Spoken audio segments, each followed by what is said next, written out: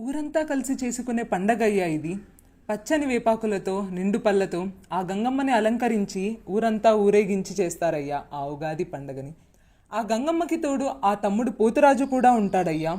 ఊరంతా గంతులేస్తూ చిందులేస్తూ డప్పు సప్పుడు విని ఆ తల్లి సంతోషిస్తూ ఉంటే, ఆ తమ్ముడు పోతురాజుని ఎగిరేస్తూ ఉంటే అట్టా ఉంటదయ్యా ఆ పండగ.